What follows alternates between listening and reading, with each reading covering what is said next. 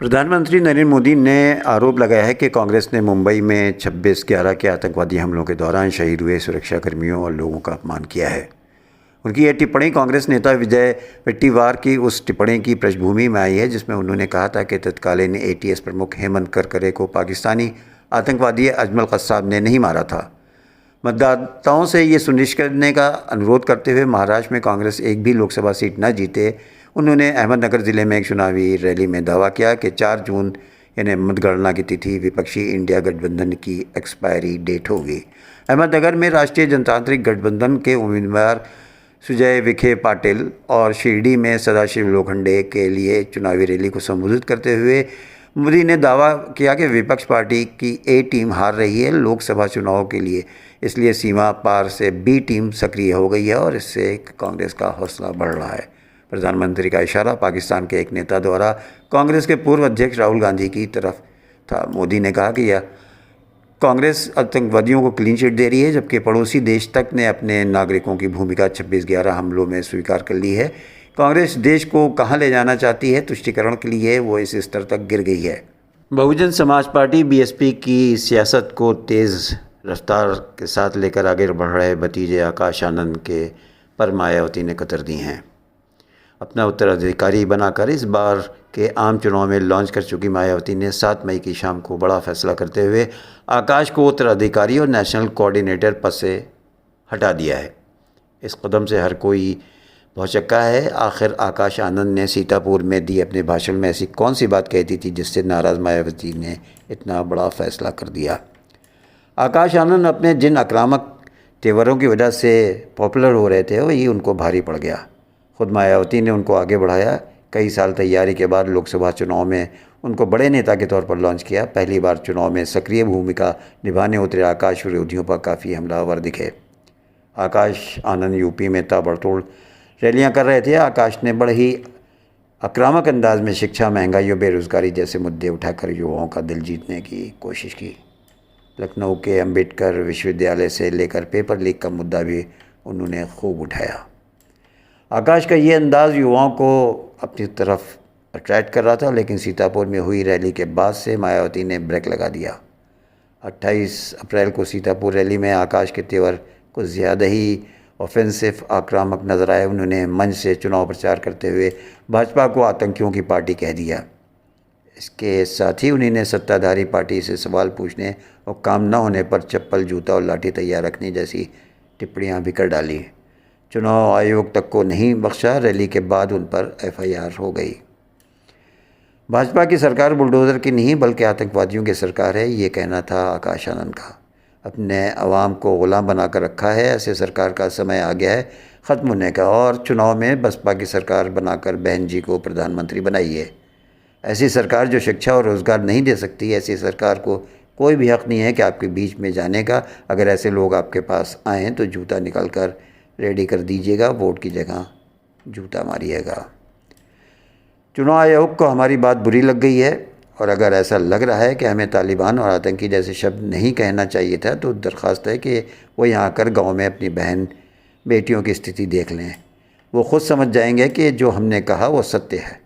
प्रधानमंत्री जी ने रोज़गार पर बात कहते हुए कहा था कि नौकरी नहीं तो क्या हुआ, पकौड़ा तलो। आप ही बताइए, बच्चों को इतनी पढ़ाई लिखाई करवा कर क्या आप पकौड़ा तलवाएंगे? क्या बहुजन समाज पकौड़ा तलने के लिए पैदा हुआ? ये पढ़कर लिखकर भारत के संविधान को आगे बढ़ाएगा। लंदन से MBA करके लौटे आकाश 2017 के विधानसभा और 2019 के लोकसभा चुनाव में बसपा की राजनीति में सक्रिय रहे। पिछले साल मायावती ने बड़े धूमधाम से आकाश की शादी की थी। उनको 2018 में नेशनल कोऑर्डिनेटर की बड़ी जिम्मेदारी सौंपी गई थी। मायावती ने उत्तर प्रदेश के साथ ही मध्य प्रदेश, राजस्थान, छत्तीसगढ़ और तेलंगाना विधानसभा चुनाव का जिम्मा सौंपा गया था। इस लोकसभा चुनाव से पहले मायावती ने आकाश को अपना उत्तराधिकारी घोषित किया था। एक अधिकारी ने कहा है कि पुलिस ने महाराष्ट्र के छत्रपति संभाजी नगर में सेना के एक जवान को गिरफ्तार किया है जिसने इलेक्ट्रॉनिक वोटिंग मशीन EVM में हेरफेर करने के लिए शिवसेना UBT नेता अंबादास दानवे से कथित तौर पर 2.5 करोड़ रुपए की मांग की थी। राज्य विधान परिषद के विपक्ष नेता LOP दानव ने पुलिस में एक लिखित शिकायत दर्ज कराई है जब आरोपी मारुति ढाकने 42 ने कथित तौर पर एक चिप के माध्यम से इलेक्ट्रॉनिक वोटिंग मशीनों में हेरफेर करने के लिए उनसे पैसे की मांग की और दावा किया कि इसमें मदद मिलेगी। आरोपी ने अपना कर्ज चुकाने के लिए दावा किया। पुलिस ने कहा कि वो ईवीएम के बारे में कुछ नहीं जानता। मंगलवार शाम करीब 4 बजे आरोपी ने केंद्रीय बस स्टैंड के पास एक होटल में सेना यूबीटी के नेता के छोटे भाई राजेंद्र दानवे से मुलाकात की। अधिकारी ने बताया कि बातचीत के बाद सौदा 1.5 करोड़ रुपए में तय हुआ। अंबादास दानवे द्वारा की गई जानकारी के आधार पर सिविल ड्रेस में एक पुलिस टीम पहले से ही स्थान पर भेज दी गई थी। अधिकारी ने बताया कि पुलिस ने आरोपी को उस समय रंगे हाथों पकड़ लिया जब उसने राजेंद्र दानवे से टोकन राशि के रूप में 1 लाख रुपए लिए थे। पुलिस आयुक्त ने कहा कि आरोपी पर भारी कर्जा है। उसने अपना कर्जा उतारने के लिए ये चाल चली थी। वो ईवीएम के बारे में कुछ नहीं जानता। हमने उसे गिरफ्तार कर लिया और यहाँ क्रांति चौक पुलिस स्टेशन में मामला दर्ज किया गया है। युद्ध विराम वार्ता के बावजूद इसराइली टैंक रफ़ा में दाखिल हो गए हैं और इसराइल किसी भी सूरत से जंगबंदी पर राज़ी नहीं हो रहा है। एक तरफ वो बातचीत कर रहा है, दूसरी तरफ वो धोखे दे रहा है। अमेरिकी मीडिया का कहना है कि गज़ा में बमबारी के कारण 10 लाख विस्थापित फ़िलिस्तीनियों ने रफ़ा में शरण ली है। इजराइल ने रफ़ा में एक ऐसे मौके पर प्रवेश किया है जब फ़िलिस्तीनी प्रतिरोध संगठन हमास ने गाज़ा युद्ध विराम वार्ता के मध्यस्थ मिस्र और कतर द्वारा प्रस्तुत युद्ध विराम प्रस्तावों को स्वीकार करने की घोषणा की है। इससे पहले इजरायली सेना ने मिस्र और गाज़ा को जोड़ने वाला राफ़ा क्रॉसिंग पर कब्ज़ा कर लिया था, जो गाज़ा की ओर से राफ़ा गलियारे का हिस्सा था। राफ़ा और गाज़ा के अन्य इलाक़ों पर इजरायली सेना की ज़मीनी और हवाई हमलों में दर्जनों फ़िलिस्तीनी शहीद हो गए थे और सैकड़ों घायल हुए हैं। राफ़ा क्रॉसिंग पर कब्ज़ा करने के बाद गाज़ा में युद्ध विराम समझौता अनिश्चित हो गया है। इजरायली सेना द्वारा जारी एक वीडियो में सैन्य टैंकों को राफ़ा क्रॉसिंग में प्रवेश करते देखा जा सकता है, जिसमें इजरायली झंडे प्रमुखता से प्रदर्शित हैं। फ़िलिस्तीनी क्रॉसिंग अथॉरिटी के प्रवक्ता वाइल अबू उमर ने क्रॉसिंग पर इजरायली सेना के कब्ज़े की पुष्टि की है और कहा कि क्रॉसिंग को कुछ समय के लिए बंद कर दिया गया है। उन्होंने कहा कि राफ़ा क्रॉसिंग की तरफ से हमले हो रहे हैं। अल-क़स्साम ब्रिगेड ने इजरायली सेना पर मार्टर दागे। दूसरी ओर फ़िलिस्तीनी प्रतिरोध आंदोलन हमास की सैन्य शाखा इज़्ज़ुद्दीन अल-क़स्साम ब्रिगेड ने मिस्र की सीमा पर स्थित दक्षिणी शहर गाज़ा के में रफ़ा सीमी चौकी के पूर्व में प्रवेश कर रही इजरायली सेना को मार्टर गोलों से निशाना बनाया है। अल-क़स्साम ब्रिगेड ने रफ़ा शहर पर इजरायली सेना के ज़मीनी हमले के बाद एक लिखित बयान भी जारी किया, जिसमें घोषणा की गई है कि उसने मिस्र के साथ गाज़ा की सीमा के फ़िलिस्तीनी हिस्से पर कब्ज़ा कर लिया है। उधर संयुक्त राष्ट्र के महासचिव ने कहा है कि राफ़ा में इजरायली हमले से वो बेहद परेशान है।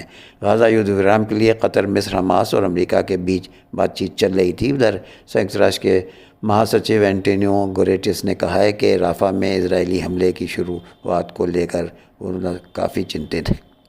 एंटोनियो का कहना है कि राफ़ा में बड़े पैमाने पर सैन्य अभियान से मानवीय आपदा आएगी। उन्होंने इजराइल पर प्रभाव रखने वाले देशों से अपील की है कि वे इजराइल को और अधिक विनाश से रोकें।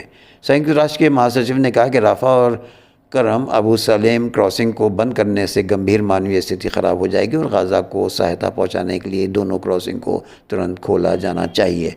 उन्होंने इजराइल से तनाव बढ़ाने बंद करने और युद्ध विराम वार्ता में शामिल होने का भी आग्रह किया है। अमेरिका के पूर्व राष्ट्रपति डोनाल्ड ट्रंप की मुसीबतें कम नहीं हो रही हैं। अब पोर्न एक्ट्रेस ने ये स्वीकार कर लिया है कि उनके रिश्ते डोनाल्ड ट्रंप से थे। पोर्न एक्ट्रेस स्टॉर्मी डैनियल्स ने कोर्ट में अमेरिका के पूर्व राष्ट्रपति डोनाल्ड ट्रंप के साथ अपने यौन संबंधों की पुष्टि की है। अमेरिकी मीडिया के अनुसार जज ने डोनाल्ड ट्रंप के वकील की कानूनी कार्रवाई को निराधार बताने के अनुरोध को खारिज कर दिया है और एक्ट्रेस को पूरी कहानी बताने की इजाज़त दे दी है। अमेरिका के पूर्व राष्ट्रपति डोनाल्ड ट्रंप पर सेक्स के बारे में चुप रहने के लिए स्टॉर्मी डैनियल्स को $1,30,000 देने का आरोप है। अमेरिका के पूर्व राष्ट्रपति ट्रंप ने स्टॉर्मी के साथ यौन संबंध बनाने से इनकार किया है।